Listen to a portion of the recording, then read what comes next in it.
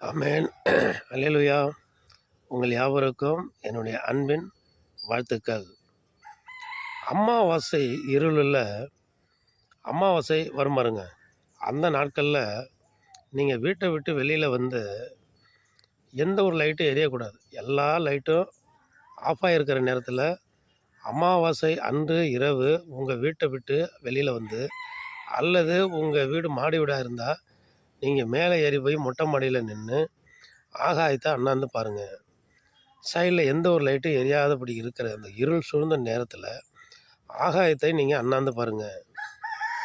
ஆகாய வெளியே நீங்கள் பார்க்குற பொழுது திரள் கூட்ட விண்மணி பூச்சிகள் மின்னிக்கிட்டே என்ன பண்ணும், பறந்துக்கிட்டே இருக்கும். அவ்வளோ இருளில் அந்த மினுக்கட்டாம்பூச்சி பளிச்சு பளிச்சுன்னு தெரியும். அந்த மினுக்கட்டாம்பூச்சி யாருன்னு கேட்டிங்கன்னா, இயேசு கிறிஸ்துவை ஏற்றுக்கொண்டு ரட்சிக்கப்பட்ட நம்ம தான். ஜீவ புஸ்தகத்தில் பெயர் எழுதப்பட்ட நம்ம தான் அந்த மினுக்கட்டாம்பூச்சி. ஏசாயா புஸ்தகம் 60ஆம் அதிகாரம் 2வது வசனம் என்ன சொல்லுதுன்னா, இதோ இருள் பூமியையும் காரிருள் ஜனங்களையும் மூடும், ஆனால் உண்மையில் கர்த்தர் உதிப்பார்.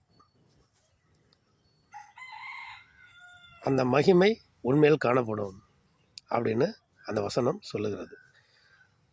யாத்திராகம புஸ்தகத்தில் பார்த்தீங்கன்னா, இஸ்ரவேல் ஜனங்கள் 10 வாதை பண்ணார் பாருங்க ஆண்டவர்.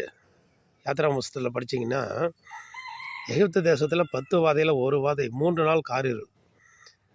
எகிப்து தேசம் முழுவதும் ஒரே இருள். யார் இருக்கிற இடமும் ஒருவர் இருக்கிற இடம் இன்னொருத்தருக்கு தெரியாது. எல்லாம் தடவி கொண்டிருந்தார்கள் சொல்லப்பட்டிருக்கு. ஆனாலும் இஸ்ரவேல் ஜனங்கள் இருந்த வாசஸ்தலங்களில் வீடுகளில் மாத்திரம் வெளிச்சம் இருந்தது. எப்படி மினுக்கட்டாம்பூச்சி வெளிச்சமாக இருக்கோ அதுபோல்.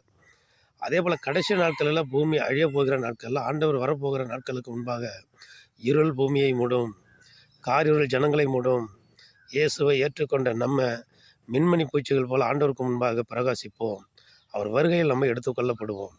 ஆமேன். அல்லேலூயா.